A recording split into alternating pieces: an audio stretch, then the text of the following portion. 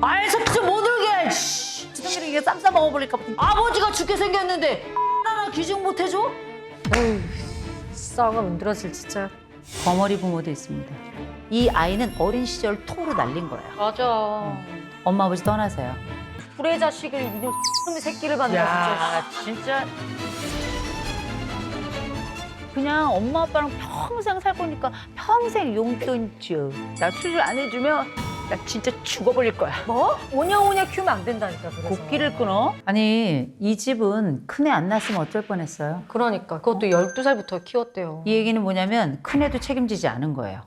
아니 낳아놓기만 하면 되냐고요. 그러니까. 낳아놓고 키워야죠. 낳은 정과 기른 정 있잖아요. 네. 둘 중에 어떤 게 중요하다고 생각하세요? 기른 정이요. 기른 정이에요. 네. 제가 애를 둘을 낳았는데 네. 그 산통이 시작돼서 아이를 낳을 때까지 굉장히 산통이 커요. 네. 근데 기억 하나도 안 나요. 왜요? 행복이 너무 커서? 아니요. 원래 기억 안 나요. 옛날에 그 선생님한테 그렇게 두들겨 맞았던 거 기억나요? 네. 저는 하도 많이 맞아서 다 기억나는데. 근데 이게 이 감각 기억이라는 게 뭐냐면 옛날에 아팠었지 이것만 있는 거지 내 기억이 실제 고통인 건 아니에요. 그래서 이 감각 기억은 다 사라지는 겁니다. 근데 기르는 정이라고 하는 건 뭐냐면 모든 순간에 그를 바라보고 그의 사정이 어떤지를 미리 예측해야 되고 내가 할 역할이나 이런 모든 것들을 내 스스로 결정해서 주도적으로 움직여야 되는 거예요. 이 기른 정이라는 건 엄청난 겁니다. 그래서 저는 낳은 어머니 훌륭하죠. 그러나 기른 어머니 위대하다 생각합니다. 위대해요. 그러면. 진짜. 저 사연자 영숙이 진짜 위대하다. 어우 대단해. 어떻게 저 2살짜리 동생을 다 12살이면 다 5학년이잖아요. 저 때부터 책임지려고 생각한 것도 기특한데 근데 이 보세요.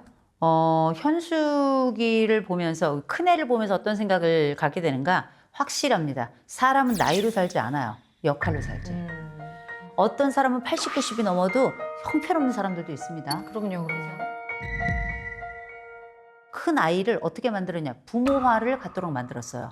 이 아이가 부모를 돌보거나 혹은 자기 동생을 돌보고 부모의 역할을 해야 되는 이런 양상이 벌어질 때 우리가 부모화라는 게 발생하는데 이게 나쁜 이유가 뭐냐? 이 아이는 어린 시절 통으로 날린 거예요. 맞아. 통째로 날린 거예요. 부모의 사랑도 못 받고 아, 본인이 그럼요. 이미 지금 부모 역할을 하고 있잖아요. 심지어는 결혼을 하게 됐어. 근데 데려가래. 동생을 데려가래. 고등학생인데. 이 부모 사람도 아니에요. 사람도 아니야. 이 영숙 씨가 진짜 조심해야 될 게 있어요. 그게 바로 뭐냐? 이 부모가 나중에 자기를 부양하라 그럴 거예요. 그럴 것 같아. 나 지금 집에서 나왔으면 좋겠는데 지금 막상 나오면 나중에 영숙이 돈이라도 잘 벌게 되면은 부양하라고 할 것 같아. 돈 못 벌어도 부양하라 그럴 거예요. 내 똥을 치워라. 나 병원에 데리고 가라. 너무 좋아. 나의 생활비를 대라. 이렇게 할 거예요. 그럼 둘 다 행복할 수 있는 방법은 없을까요? 엄마 아버지 떠나세요. 우리가 근데 자식이 부양을 안 하잖아요. 요새는 불효 소송을 하죠. 그래서 뭐 해야 되냐면 영숙 씨는 자료 수집을 해놓으셔야 돼요. 이 부모가 얼마나 폐륜의 부모인지, 방치했는지. 이 부모가 얼마나 못난이 부모인지, 이 부모가 어떻게 내 동생과 나의 인생을 끝장낼 뻔한 부모인지에 대해서 잘 기록해놓고 잘 기억하고 자료도 잘 수집해 놓으셔야 돼요. 그리고 부모로에게 해야 될 최소한의 효도를 해야 되겠다 싶으면 하는 거지만 저는 이미 이 영숙 씨는 부모에게 해야 될 역할 그 이상을 했다고 생각합니다. 이 욕 자주 하는 사람들의 심리, 이거 뭐 단순한 습관인가요? 아니면 정말 욕을 하고 싶어하고 지금 열받아갖고 막 나오는 걸까요? 열도 받고 습관도 있고 재미도 있고 찰지고 재미도 있고. 각종 세트들이 다 있는데 일단 이거는 마른 습관이에요. 습관이죠. 마른 습관이에요. 그리고 사람은 다 누울 자리 보고 다리를 뻗어요. 이런 사람들이 대통령께 그 표창 받으러 가면 쌍욕하겠습니까? 안 하죠. 절대 안 하죠. 이게 사람이라는 게 내 밑으로 다 사람이 있다고 생각하니까 이렇게 함부로 대하는 건데 근데 생각해 보세요. 나 혼자 욕하는 것도 불편한 일이지만 내 아이들이 있잖아. 그러니까 아이 앞에서 손주도 저러면 있잖아. 진짜 아닌 것 같아요. 그건 아니죠. 만약에 저희 아이들이 욕을 했다 그러면 저는 눈을 딱 뜰 거예요. 전 가만 안 둬요. 저는 욕하는데. 이리 와. 엄마 앞에서. 근데 아니 엄마 앞에서? 아니 약간 추임새처럼. 예를 들면 어떻게 하는 거예요? 만약에 그냥 집안에서 뭐 넘어졌다. 아이 씨발 이 정도 나는데. 근데 그거. 뭐 아파 막 이런 거 하는데. 그 어머 엄마도 혹시 쓰세요? 엄마는 엄마는 안 쓰시는데 이런 거 엄마도 엄마는 쓰세요? 안 쓰시는데 안 써요? 그냥 추임새로 나오는 거 어. 있잖아. 아, 이게 되게 중요한 얘기인 게 요새 젊은 층들이 진짜 욕을 많이 해요. 추워도 그냥 저 존나 추워. 많이 좋아도 개 좋아. 네. 막 이런 표현 맞아. 쓰거든요. 네. 욕을 많이 하는 사람 안쪽에는 욕의 한 부분이 분명히 있는 거예요. 근데 저는 그거 습관을 넘어서서 이거는 타인에 대한 무례함, 자기 자신이 어떤 때 어떤 욕을 해도 괜찮다라는 생각을 하니까 그 욕을 하는 거예요. 그래서 물론 선택적으로 하는 것이긴 하겠지만 네. 지민 씨가 저한테 제 얼굴에 면전에 대고 쌍욕을 하진 욕 않잖아요. 못하죠. 그렇죠. 제가 가만두지 아니, 않겠죠. 아니 그냥 정말 저는 튀어나오는 저 스스로에게 막. 떨지 말아요. 그러면은 지금 엄마를 안 만날 수는 없잖아요. 지금 6분 거리에 살고 있는데. 이사 가야지. 욕을 이사 최대한 가야지. 안 듣게끔. 그럼요. 자기 딸이 안 듣게끔. 아니 이거는 물리적인 거리를 둘 수 있는 일이잖아요. 그리고 엄마한테 아무리 설명을 해도 엄마가 부끄러움을 모르잖아요. 네. 이 사회적인 수치에 대해서 무감각한 사람들이 있어요. 근데 이런 분들은 아무리 설명을 해도 다른 사람들이 어떻게 욕도 듣다 가만히 있는데 왜 너만 난리야? 이렇게 얘기 나올 수 있는 거예요. 그런데 첫째, 난 내 엄마가 옆에 있는 게 부끄러워. 두 번째, 내가 부끄럽다고 엄마한테 얘기를 했는데 엄마는 말을 듣지 않아. 심지어 그 모든 상황에 내 딸이 그 말을 듣고 그대로 답습을 해. 그렇다면 이 환경은 제가 볼 때 교육 환경으로는 최악이다. 최악이다. 그 엄마가 그렇게 욕을 하면 나는 내 남편 앞에서 얼마나 부끄럽겠어요. 아 그것도 창피하겠다. 내가 이렇게 딱 정도 장모님부터 1월 우리 사위 잘 왔어? 이거는 정말 상상할 수 없는 그런 말들이 나오는 거거든요. 이런 가족들이 있어요. 근데 이거는 교양의 문제입니다. 시댁 식구들 만나기도 부끄럽겠어요. 많이 부끄럽죠. 그리고 이 사위는 은근 내 남편은 생각할 거예요. 내 아내도 나이 들면 저렇게 욕할까? 배우고 보고 자란 게 있으니까. 그럼요. 그래서 이거는 사실상 일부러라도 좀 거리를 좀 두셔야 됩니다. 딸이 떠나간 데는 이유가 있다는 사실 나중에 꼭 알게 되실 겁니다. 네. 엄마들 중에는 못 이룬 꿈을 딸을 통해서 성취하고 싶은 엄마들 많아요. 왜 그러지? 자기가 못 이뤘는데. 내가 못 이뤘으니까 내가 낳았어. 그리고 얘가 또 날 닮았어. 예쁘장해. 능력도 있어 보여. 내가 꿈꾸었던 그 모든 것들을 포기하고 얘가 태어나고 이 태어난 아이에게 나의 모든 욕망까지도 DNA와 함께 넘기는 건데 이 아이는 욕망을 받은 적이 없잖아요. 네. 그러니까 어떻게 욕망을 만들어야지. 이건 뭐냐? 거푸집 속에 애를 넣어서 키우는 거예요. 아휴. 요족을 만드는 거죠. 평생 엄마 눈치를 답답해. 보면서. 그렇죠? 그런데 이거 되게 딜레마 하나 있어요. 뭔지 아세요? 지나 보니까 엄마 말이 맞는 맞아. 것 같아. 그렇게 야. 느낄 것 같아요, 지금. 어. 좋은 대학 결국에 갔고. 솔직히 저 정도 엄마한테 갇혀 살면은 좀 삐뚤어지는 애들이 많거든요. 반항하고. 네.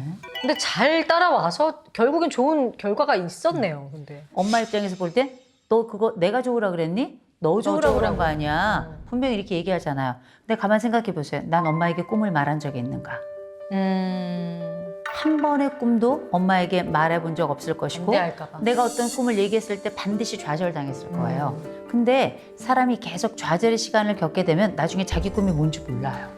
너무 그래서 불안하다. 막 헷갈리는 거거든요. 그것도 일종의 가스라이팅이자 동시에 일종의 구루밍 같은 거라고 볼 수 있을 텐데 그런 방식으로 성장을 하잖아요. 그럼 나중엔 엄마의 판단이 없이는 판단이 어렵거나 혹은 엄마라면 이때 어떻게 했을까를 하나의 모델로 삼게 돼요.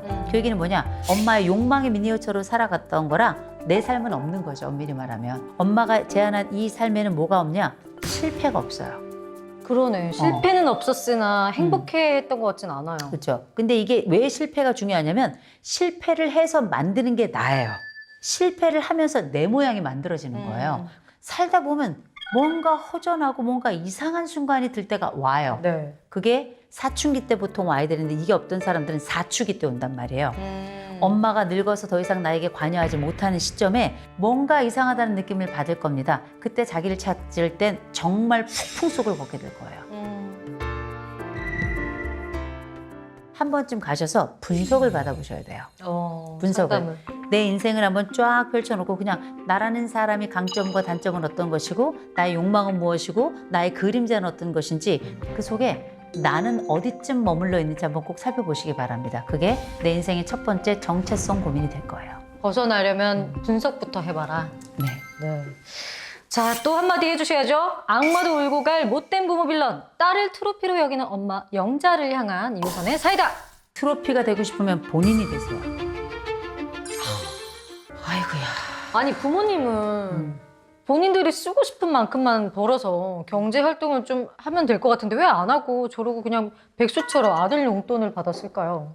저는 이런 표현을 해도 될지 모르겠는데 거머리 부모도 있습니다. 아 맞다 딱이다 표현. 이게 정말 너무나 거친 표현인데요. 상담 현장에서는 이런 일이 너무너무 많아요. 이건 학대입니다. 이건 학대요. 착취예요. 이 모성애는 선택입니다. 이건 타고난 본능이 아니고 보세요. 모성애가 본능이고 부성애가 본능이면 애를 버리지 말아야지. 애를 때리지 말아야지.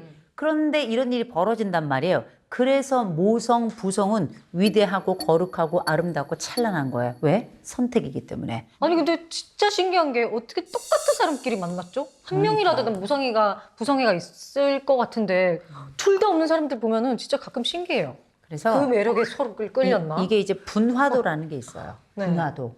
분화도라는 게 어떤 문제를 해결할 때 이 사람이 얼마나 논리적이고 합리적이고 이성적인가 이런 거를 이제 알려주는 지표 같은 네. 건데 부부는 비슷한 사람들끼리 만나요. 그래 왜 사건 사고 뉴스에 나오는 거 보면은 갓난애기 놔두고 둘 다 같이 PC방 와서 들어왔다가 그러니까. 그런 뭐 사고가 일어나는 경우 많잖아요.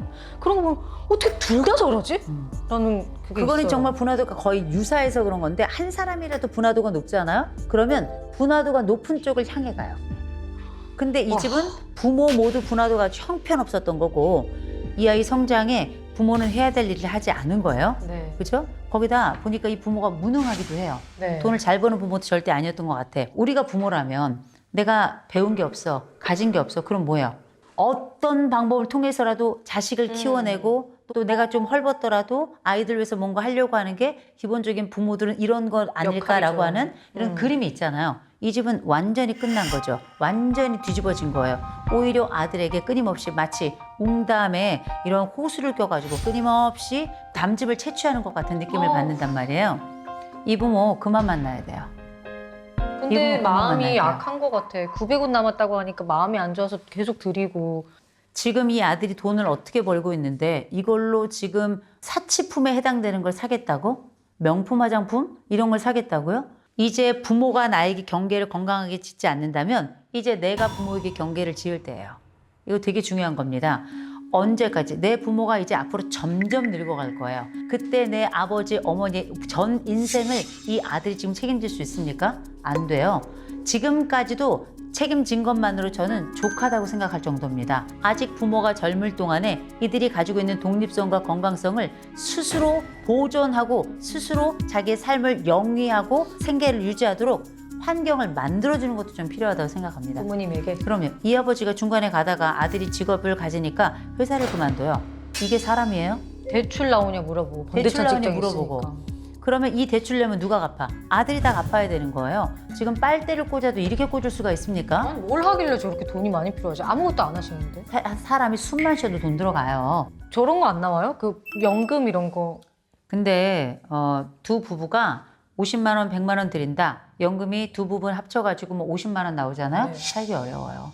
왜냐면 공과금 나오죠. 사람은 살아만 있어도 나오는 돈들이 있어요. 일 좀 하시지.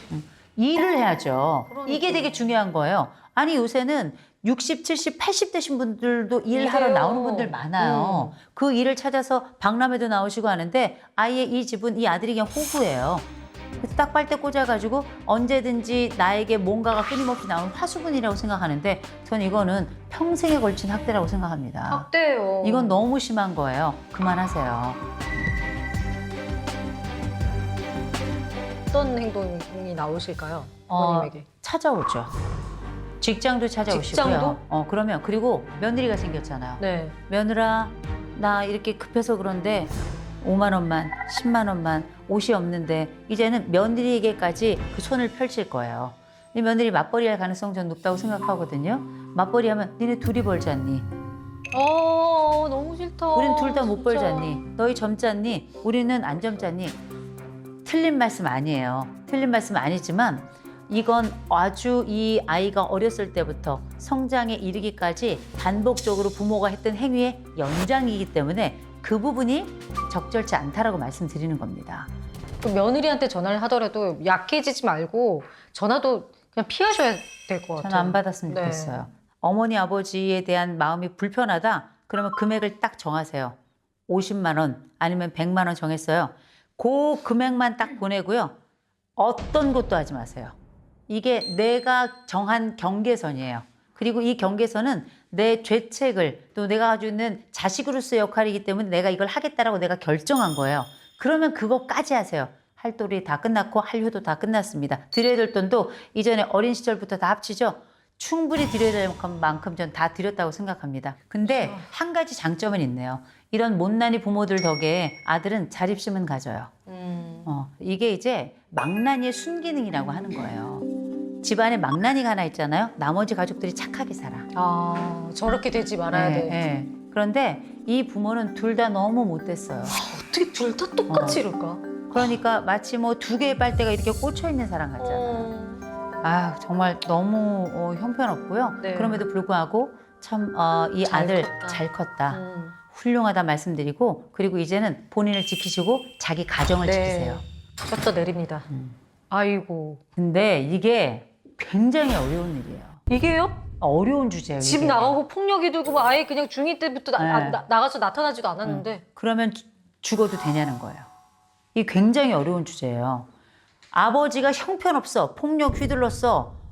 그리고 심지어 몸까지 약한 아들이야. 근데 와서 이 몸을 회복하겠다고 자기 살겠다고 지금 아들한테 간 내놓으라는 네. 거예요. 자기 살겠다고. 근데 보세요. 내가 간을 주지 않으면 내 아버지는 죽어. 어쩔 수 없죠. 땡큐. 어쩔 수 없지. 자기 오빠인데 자기가 그러고 살았는데 평소에. 저도 같은 생각이에요. 네. 나는 이거 아니야. 절대 안 돼. 못난 아버지지만 줄 수 있어요. 근데 문제는 이 아들이 아파. 약해. 약해. 군 면제도 받았어. 위험해. 이 얘기는 뭐냐. 아들이 위험할 수 있다는 얘기를 듣고도 달라 그러잖아. 이 얘기는 뭐냐. 아들 죽어도 된다는 얘기예요. 아들 사랑하지 않는 아들한테 정이 아예 없는 거야. 그냥. 사랑이 아니라 지금은 간 기증자야. 보통은 간 기증을 해준다 하더라도 정말 고마워서 울고불고해요. 그런데 이 아들을 대하는 태도를 보세요. 간을 떼어준들 고마워하겠어요? 당연하지. 은혜를 모르는 자에겐 은혜를 베푸는 게 아니에요. 그리고 전 이 아버지 사람 아니라고 생각합니다. 평생 한 여인을 폭력으로 다루고 아들을 폭력으로 다루고 그리고 자기 자신에게도 함부로 해서 이 몸 망친 다음에 내가 폭력으로 대했던 그 사람들의 살점을 뜯어서 내 거를 살리겠다고? 와, 진짜 뻔뻔. 저는 악마라고 생각합니다.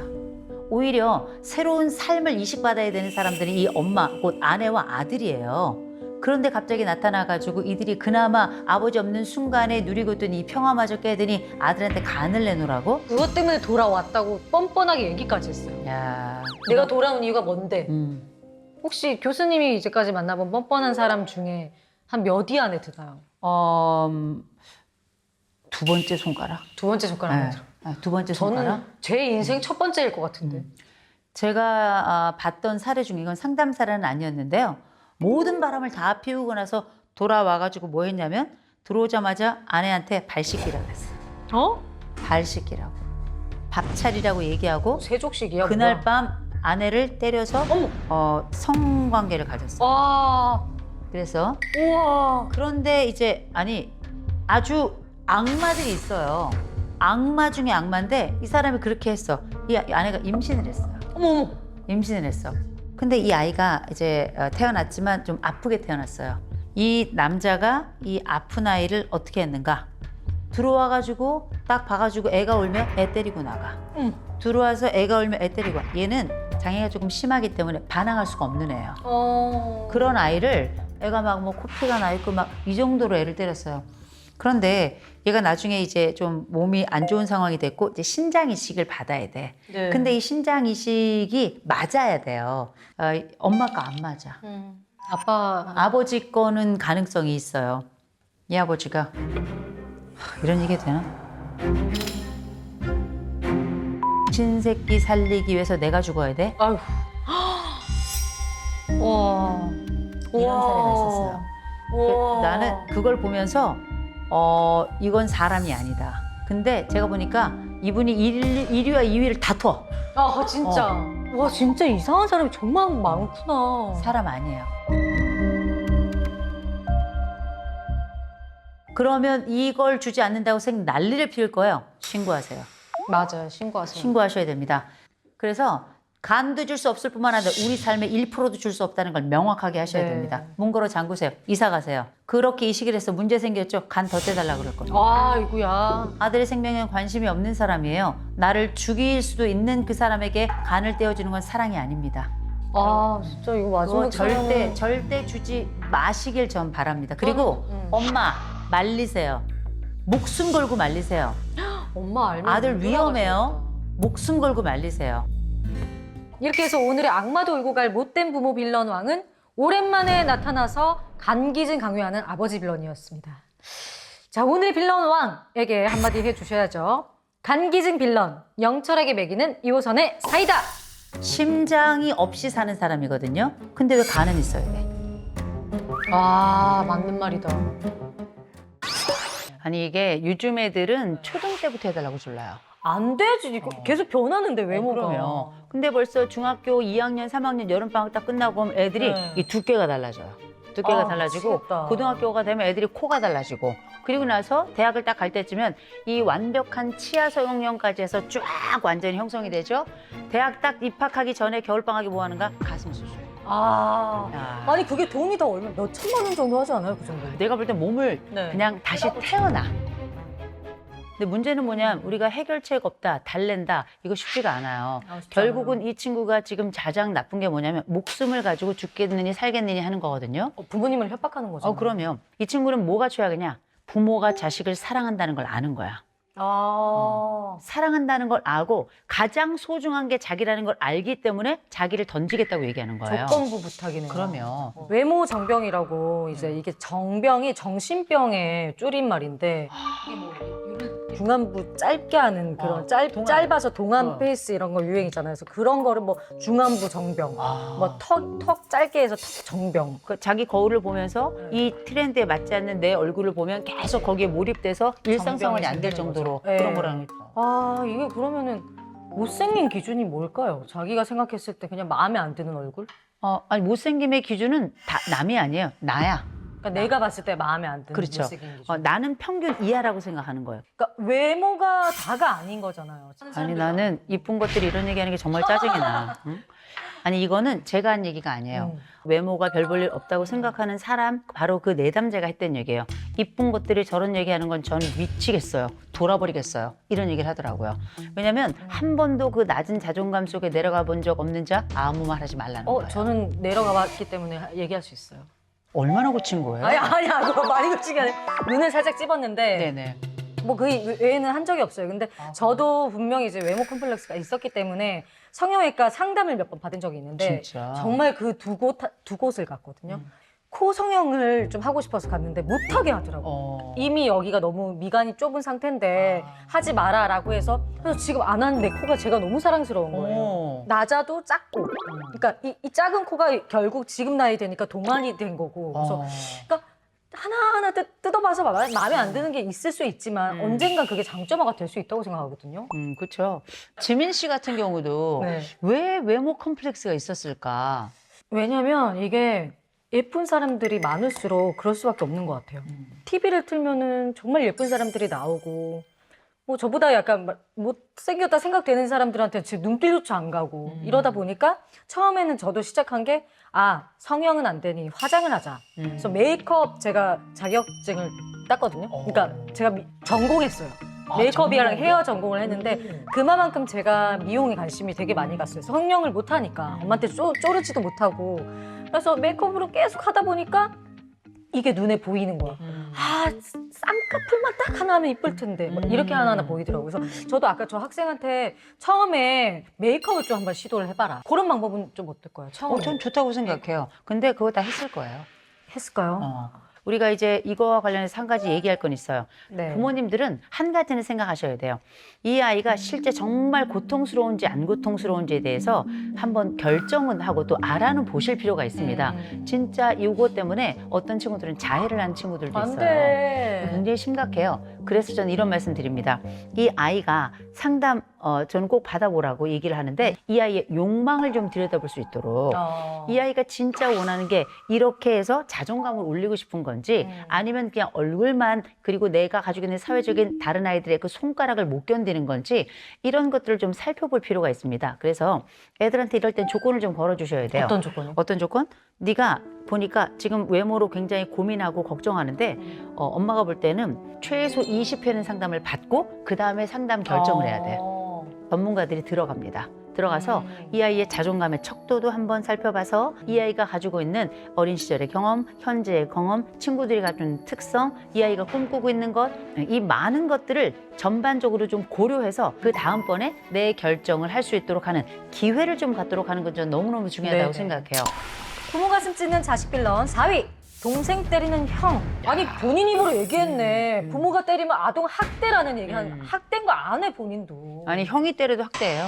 그러니까 본인도 안 해. 그렇게 얘기하는 거 그렇죠. 학대인 걸. 이게 부모가 때려야 이게 아동학대라고 생각하는데 네. 자기보다 어린 아이들을 때리는 건 다 학대에 학대예요. 들어갑니다. 누가 누구를 때리든 이거 저는 사실 형제들끼리의 다툼 이거 저희 작은 언니랑 저는 그냥 살벌했거든요. 어느 정도로? 거의 막 짐승. 칼만 안 들었지. 양은 냄비가 살짝 찌그러진 적도 있고. 진짜? 아니 소송 안 들어왔어요? 아니 둘 다 그러고 싸우니까 둘 다 그러니까 이길 때까지 싸우는 게 아니라 지칠 때까지 싸워. 막 싸우다가 웃겨. 야 그만하자. 야 그만하자. 씨 못하겠다.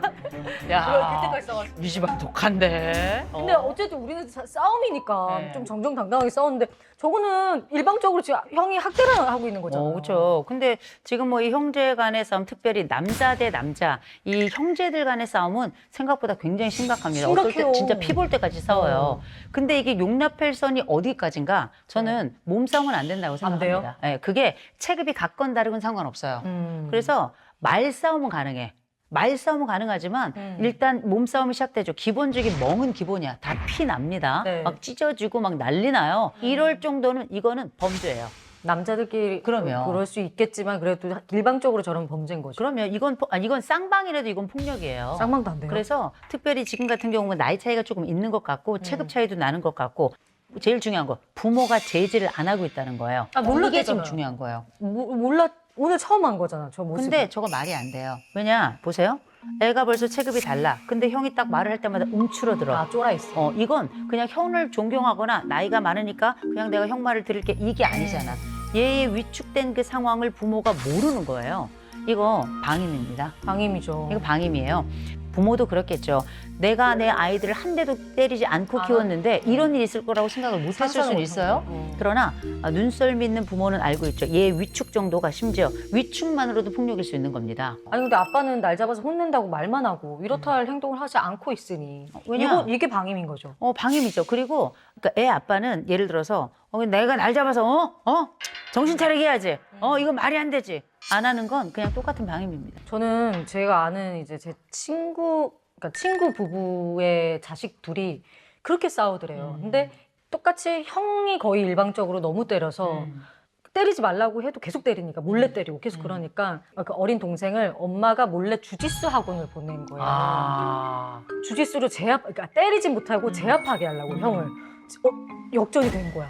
이제 형이 이제 안 때린다고 그러더라고요. 그것도 살짝 좋은 방법일 것 같아요. 답이 나왔네. 주짓수야. 주짓수. 근데 또 궁금한 게 동생을 좀 약간 자기 소유물처럼 대하잖아요. 물 갖고 안 갖고 와 등신아 막 이러잖아요. 이거 왜 이런 태도를 가지게 된 걸까요? 보세요. 큰아이는 말입니다. 둘째랑 함께 있을 때 항상 큰아이는 일명 폐위된 왕이라고 하는 호칭을 가지고 있어요. 이 폐위된 왕이라는 게 뭐냐? 동생 없을 때 내가 첫 번째이자 막내였고 내가 이 집안의 모든 사랑의 중심이었다고요. 네. 근데 동생이 딱 태어나면서 아마 네 부모가 이 동생에 대해서 사랑하는 그 느낌을 받았을 거예요. 그래서 동생을 그렇게 뒷다리를 잡았던 거 아니에요? 개구리도 아닌데? 미안해. 그죠. 지금 생각할게. 일종의 이거는 감정적 복수입니다. 아. 사랑에 대한 복수라고 봐야 될 거예요. 자기가 다 차지하고 있었던 그 사랑을 뺏기게 됐으니. 그렇죠. 그럼에도 불구하고 이 부모가 이걸 그냥 놔뒀다? 이건 형이 동생을 마치 폐위된 왕이지만 여전히 너는 왕좌를 가지고 있고 네 권력을 함부로 해도 된다라고 그냥 방치하는 것과 마찬가지거든요. 이러면 안 됩니다. 내가 힘이 있을 땐 그 힘은 나를 더 발전시키는 데 쓰지 보복을 통해서 내가 얻지 못한 것, 내가 빼앗는 것을 반드시 되찾고 이 되찾는 것을 상대방에게 고통을 가하는 방식으로 그렇게 하는 건 동해보복도 아니에요. 나는 내 사랑을 뺏겼어. 그러면 이 사랑을 쟁취하기 위해서 나에게 무엇이 필요할지를 엄마 아버지, 내 사랑을 나눈 내 엄마 아버지하고 논의를 해야죠. 약한 그 동생이 태어났을 때 그 사랑을 받고 내 형의 사랑을 반드시 내가 뺏어오리라 이런 목적으로 출생한 게 아니거든요. 네. 동생도 사실 억울한 거예요. 나중에 이 동생이 당신보다 커져. 그럼요. 그럴 수 있어. 꼭 기억해야 돼. 내 이럴 줄 알았어, 너. 이럴 줄 알았어. 이게 오냐오냐 키우면 안 된다니까, 그래서. 곡기를 끊어? 야. 곡기를 끊으면 아주 며칠 굶어 죽어봐야, 일을 해야 되겠구나. 생각하지. 아유. 전 완전 동의해요. 네. 곡기를 끊어 얼마나 끊어요. 끊었어? 제가 볼 땐 다이어트예요. 이건 곡기를 끊는 게 아니야. 그건 곡기를 슬펐어. 끊는다는 건 정말 인생의 곡소리가 나야 되는 거예요. 맞아요. 근데 내가 보니 얘는 정신 차리려면 아직도 멀었어. 아직 멀었다. 아우 정말 나를 만나야 되는데. 아니 사연자 엄마가 좀 독하게 용돈을 아예 끊어보면 어떨까요? 곡기를 끊든 말든. 용돈을 끊는 게 문제가 아니고요. 이건 이 엄마 아버지가 워낙에 좀 취약한 사람들이에요. 딸이라면 쩔쩔쩔 매면서 평생을 그렇게 살았던 사람들. 우리가 흔히 네. 금이야 오기야 키우잖아요. 그죠? 불면 그만해서. 날아갈까 쥐면 터질까. 근데 보세요. 옛날 어른들께서 항상 귀한 자식은 개똥밭에 굴리라 그랬어요. 그게 왜 말을 하냐면 사람에게는 늘 적절한 좌절이 필요해요. 근데 이 친구는 공부는 잘했어요. 그러니 나름 역량도 있고 그리고 이 부분에 있어서 의미를 만들 수도 있는 친구인데 얘는 뭐하냐? 거친 곳에 나가서 내가 다른 사람들의 명령받고 동시에 내가 원하지 않는 그 일은 하지 않겠다는 거예요. 나는 공부해. 내가 원하고 내가 또 할 수 있고 이걸 통해 칭찬받았고 내가 보니까 내 재능이 있는 것 같아. 요거 쭉 가겠다는 건데 그러면 석사, 박사 하셔가지고 교수를 하시던가. 그러니까 자기 그런 것도 아닌 사회 거죠. 생활을 해야죠. 그렇죠. 근데 제가 볼 땐 이거 요새 이런 집 진짜 많습니다.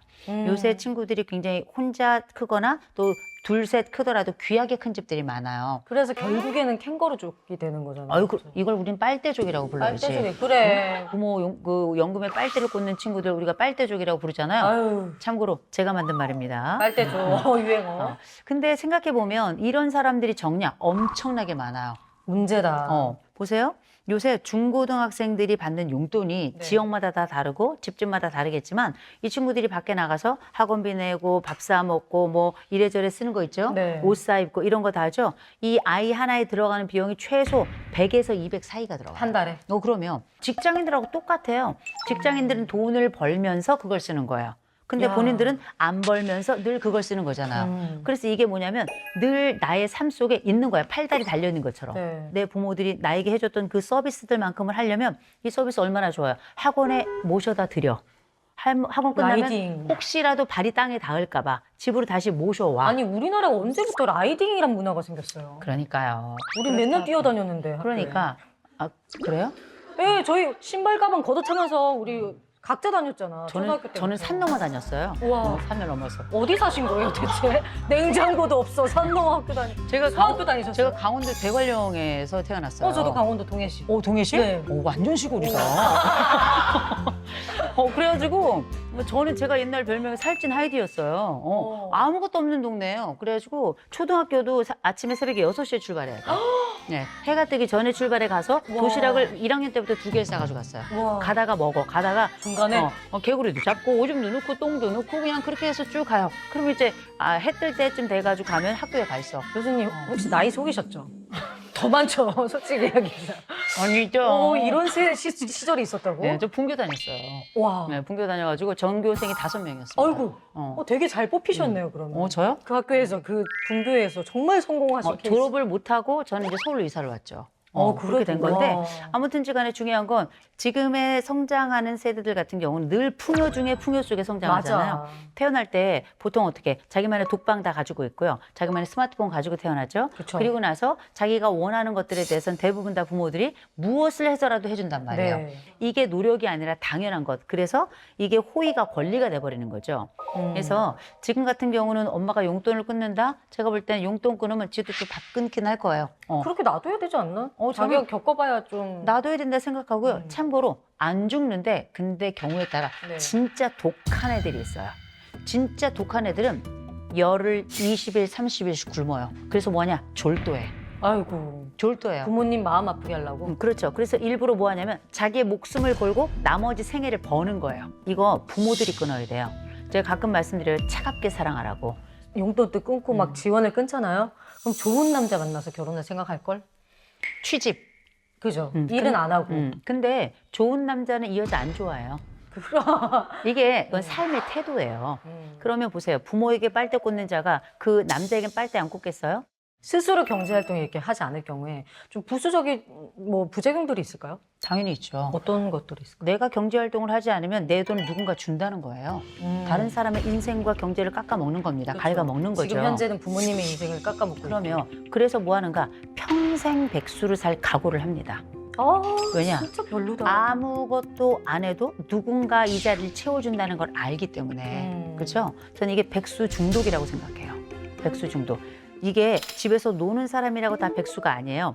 우리가 취업 준비를 하는 분들이 있습니다. 네. 이런 분들은 백수가 아니에요.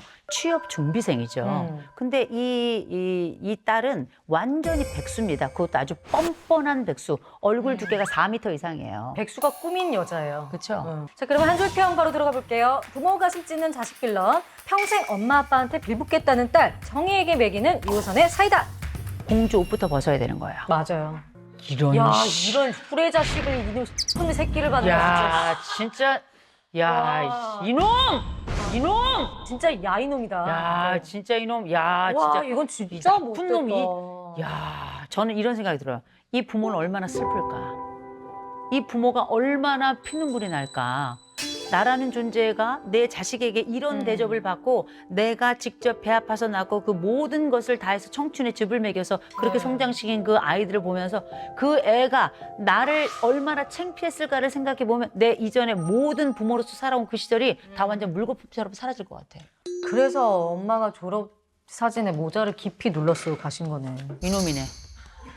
이놈. 응? 이놈. 아, 이게 저는 이분도 역할 대행이었을 줄 알았는데 그건 또 아니네요. 여기는 엄마가 가신 것 같아요. 가셨는데 근데 모자를 눌러 쓴 거 보니까 이제 엄마도 이 아들이 혹시 창피할까봐 이제 가린 거지. 저 같으면은 좀 제대로 된 아들이라면 오히려 엄마가 부끄러워하실 거를 생각해서 더 떳떳하게 모시고 막 다녔을 것 같은데 아니, 정말 잘못된 아들을 두셨네. 그 부모가 창피한 시절이 있어요. 국민학교 때 이제 엄마가 학교에 오잖아. 네. 학교에 오는데 우리 엄마는 꼭 그렇게 옛날에 그 시장에서 팔던 500원짜리 파란 쓰레빠가 있었어요. 네. 그걸 신고 오는 거야. 알지, 고무 재질 때. 네. 엄마가 그렇게 타고 왔는데 내 친구들이 우리 엄마를 내 엄마라고 보는 게 너무 창피한 거야. 그래가지고 그러셨구나. 제가 뭐라 그러냐면 우리 집에서 일하는 아줌마라고 했어.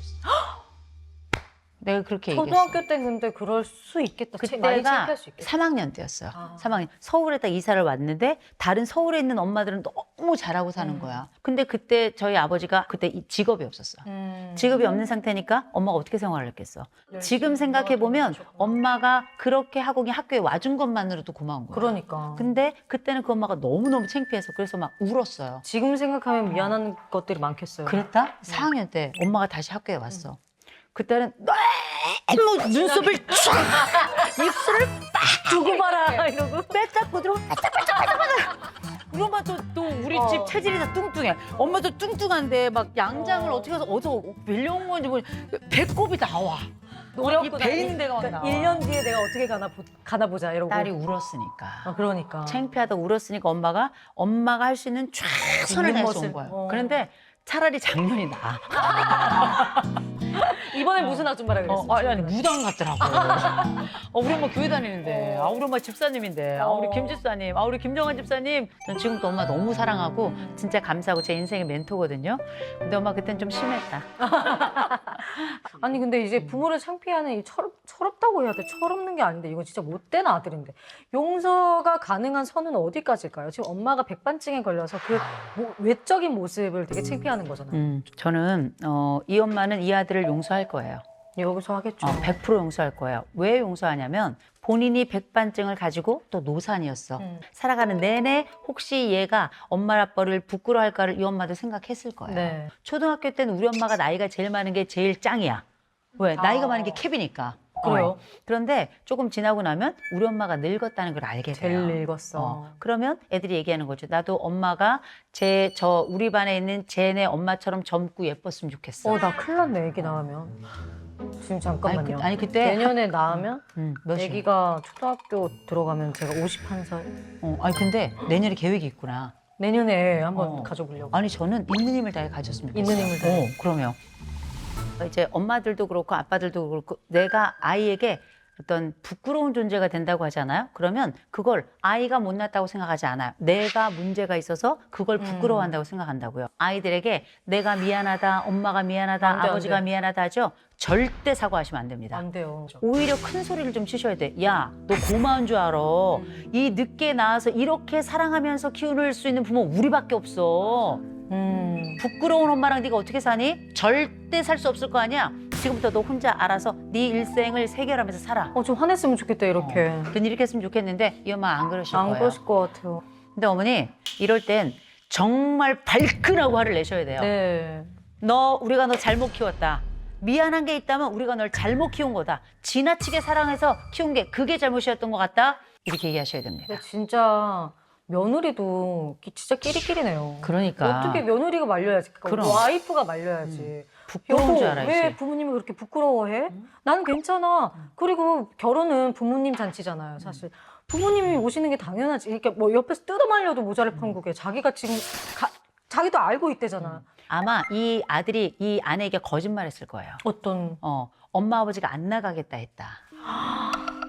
저는 100% 거짓말했을 거라고 생각해요. 진짜 나쁘다. 그랬으면 정말 그랬으면. 야, 이런 새끼를 만나 씨. 야, 쓰레기 중에 상쓰레기네. 우와. 야, 아니 제 남동생이 이러잖아요. 전 남동생 거의 죽일 수도 있어요. 같이 갑시다. 네. 이거 소송 걸 수 있어요. 소송 걸어야죠. 당연히 걸어야지. 자식들, 특별히 가족 간에도 혈육이 섞인 관계에서도 도장을 함부로 주는 게 아니에요. 이거 굉장히 중요한 겁니다. 그래서 은희 어른들께서 도장하고 제사는 무조건 머리맡에, 잘 때도 머리 밑에 두고 자라고 이렇게 말씀하시잖아요. 이거 빼간다. 그래서 뭘 해야 되냐면 누구도 모르는 곳에 갖다 놔야 돼요. 문제는 뭐냐? 기억이 안 나. 기억이 안 나. 그게 좀 어려워요. 네. 남이 볼 땐 뻔한 상황이 왜 이 부모의 눈에는 안 보일까요? 나는 이거 100% 의심할 것 같은데. 이상하게 부모들이 말이에요. 네. 딸 말보다 아들 말을 더 믿어. 아주 그놈의 아들. 아유. 아들 이 새끼 집은 키워봐서 진짜 소용 하나도 없어요. 동생. 네, 아니 남동생 문제가 아니라 보니까 아들들은 와이프 생기면은 엄마는 약간 뒷전이에요. 딸들은 그래도 엄마를 계속 챙기는데 그게 희한하더라고요. 아니 근데 괜찮은 아들도 많아요. 근데 이 부모의 남은 명줄을 가지고 이건 범죄지. 범죄죠. 이건 범죄죠. 두 가지 사건이 발생한 거. 하나, 고려장이 발생했어요. 그죠? 또 하나, 경제적 학대가 발생했어. 그죠? 어머니가 동의하지 않았음에도 불구하고 이 재산을 어머니 몰래 취득해서 이걸 팔아 넘긴 거나 마찬가지예요. 엄마한테는 거짓말을 통해서 한 거니까 이건 사기를 친 거죠. 그 이거 돌려놓을 수 있는 거예요, 재산을? 이게 다는 안 될 거예요. 다는 안 되겠지만 일부 부분에 있어서 이게 사기가 인정이 된다면 전체가 될 수도 있을 거예요. 이럴 땐 반드시 전문가 찾아가셔야 됩니다. 무엇보다 이 딸 있죠? 이 딸도 사실 우리 어머니 진짜 살펴보셔야 됩니다. 이 딸이 지금은 화가 났을 수 있겠지만 이 딸이 어머니의 재산을 있는 걸 알면 이 딸도 마음이 좀 달라질 수도 있을 거예요. 제가 딸이 나쁘다는 게 아니에요. 어머니 재산은 어머니가 지켜야 됩니다. 그리고 가지고 있다가 어떻게 잘하는 놈한테 주는 거야. 이 어머니가 아들을 잃었어요. 아들 잃은 겁니다. 엄밀히 말하면 잃은 게 아니죠. 이 아들이 자기 엄마를 포기한 거예요. 못됐다. 엄마를 나쁘다, 포기한 진짜. 거예요. 그죠? 그래서 이 아들은 절대 만나지 마세요. 용서하지도 마시기 바랍니다. 근데 부모가 참 이상해요. 이렇게 못난이 아들, 망나니 아들, 이런 정말 한심한 아들이 있죠? 그래도 이 아들이 죽을 때는 보고 싶대요. 근데 또 이 아들은 어떤 아들이냐면요. 어머니 돌아가시면 장례식 거하게 할 거예요. 돈이 들어오니까. 그러면 그리고 나서 어떻게 급효자 증후군이 생기는 거예요. 네. 급효자. 갑자기 돌아가실 때 되면 내가 갑자기 효자가 돼. 돌아가신 후에 갑자기 없던 평생의 눈물이 다 짜서 땀을 짜서 눈물로 만드는 사람들이에요.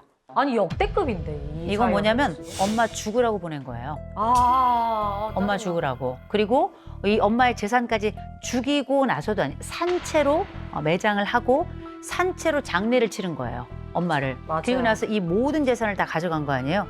너무너무 나쁜 사람이에요. 장례를 2번 치를 계획이에요, 이 아들. 이야, 정말 살다 정말 최악 중에 최악이에요. 역대급이에요, 지금. 말도 안 돼. 자, 이렇게 해서 오늘의 부모 가슴 찢는 빌런 왕은 엄마 집 뺏어서 현대판 고려장 해버린 새끼, 죄송합니다. 아들이었습니다. 네. 오늘의 빌런 왕에게 한마디 해주시죠. 곧 당신 아들이 당신 장례 치릅니다.